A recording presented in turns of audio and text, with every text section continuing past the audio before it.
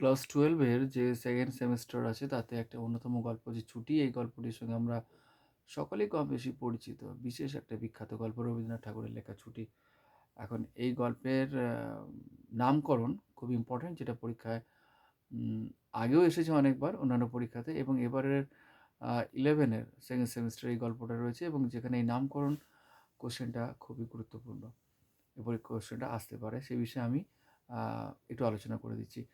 এখন ছুটি বলতে এখানে কিন্তু দ্ব্যর্থপূর্ণ ভাষায় ব্যবহার করা হয়েছে। রবীন্দ্রনাথ দুটি অর্থে ছুটিকে ব্যবহার করেছেন। একটি হচ্ছে বিদ্যালয় থেকে ছুটি। গল্পের প্রধান চরিত্র ফটিক।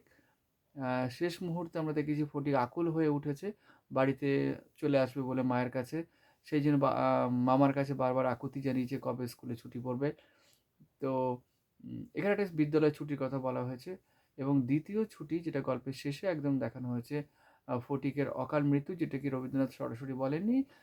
গল্প যারা পাঠক, ছাত্রছাত্রীরা তাদেরকে অনুমতি দিয়ে বুঝে নিতে হবে যে এই ছুটি বলতে মৃত্যুর কথা বলা হয়েছে, অর্থাৎ জীবন থেকে ছুটি এই অর্থে ব্যবহার করা হয়েছে।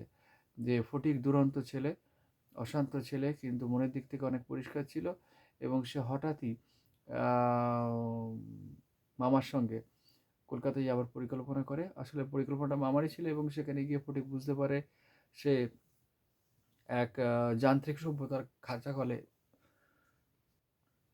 এক যান্ত্রিক সভ্যতার জাতাকলে আবদ্ধ হয়েছে, এবং সে ছটফটিয়ে ওঠে, কারণ তার অভ্যাসের বাইরে যা যা সেগুলো হচ্ছিল। যেরকম প্রতিদিন স্কুলে যাওয়া, পড়া করা, এবং করতে না পারার জন্য মারধর খাওয়া, ইত্যাদি। এবং পাশাপাশি তার যে মামাতো ভাইরা তারাও তার সাথে সম্পর্ক রাখতো না, এবং মামিও তাকে খুব একটা ভালো নজরে নেক নজরে দেখতো না। একমাত্র মামি তাকে স্নেহ করতো। কিন্তু এইটা ফটিকের কাছে অসহনীয় হয়ে উঠেছিল, এবং ফটিক বুঝতে পেরেছিল যে শেষ মুহূর্তে এই জীবনে একমাত্র যার আশ্রয় পেয়ে বাঁচে যায় সে হলো মা, মাতৃক্রোড়। তো রবীন্দ্রনাথ অন্য একটি জায়গায় বলেছেন, বন্যরা যেমন বনে সুন্দর তেমন শিশুরা মাতৃক্রোড়ে। তো ফটিকেরও মায়ের প্রয়োজন ছিল, ফটিক সেটা পরবর্তীকালে অনুভব করে এবং মামার কাছে আবদার জানিয়েছিল যাতে তাকে বাড়িতে নিয়ে যাওয়া হয়, ফেরত দিয়ে আসা হয় আর কি। তো মামা বলেছিল পুজোর ছুটির আগে স্কুল ছুটি দেওয়া হবে না, ফলে নিয়ে যাওয়া যাবে না। তাই ফটিক অপেক্ষা করতে থাকে, এবং শেষ পর্যন্ত সে অস্থির হয়ে ওঠে, এবং আহ, মামার অগোচরে মামির অগোচরে সে রাস্তায় বেরিয়ে যায় জ্বর তপ্ত দেহে। শেষ পর্যন্ত তাকে অসুস্থ অবস্থায় কর্দমাক্ত সিক্ত অবস্থায় বাড়ি ফিরিয়ে আনা হয়, এবং সে জ্বরের ঘোরে অসুস্থ হয়ে পড়ে, এবং বারবার সে যখন কলকাতায় আসছিল নৌকা করে, নৌকার মাঝিরে যখন বলছিল এক বাও মেলে না, দু বাও মেলে না, এই যে জল মাপার একটা কৌশল বা পদ্ধতি, সেটা তার মুখস্থ ছিল, এবং সেটাই সে বলছিল। এবং রবীন্দ্রনাথ ঘুরিয়ে এটাকে কায়দা করে বলেছেন যে জীবন নদীর জল সে মাপছিল এইভাবেই, যে কিছুতেই সে তল খুঁজে পাচ্ছিল না যেন।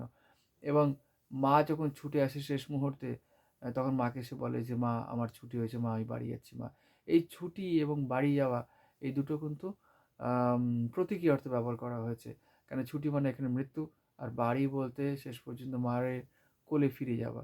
অর্থাৎ এখানে গল্পের উত্তর লেখার শেষে বলতে হবে যে ছুটি শব্দটিকে দুটি অর্থে কবি ব্যবহার করেছেন। একটি হচ্ছে বিদ্যালয় ছুটি, অপরটি হলো জীবন থেকে মুক্তি।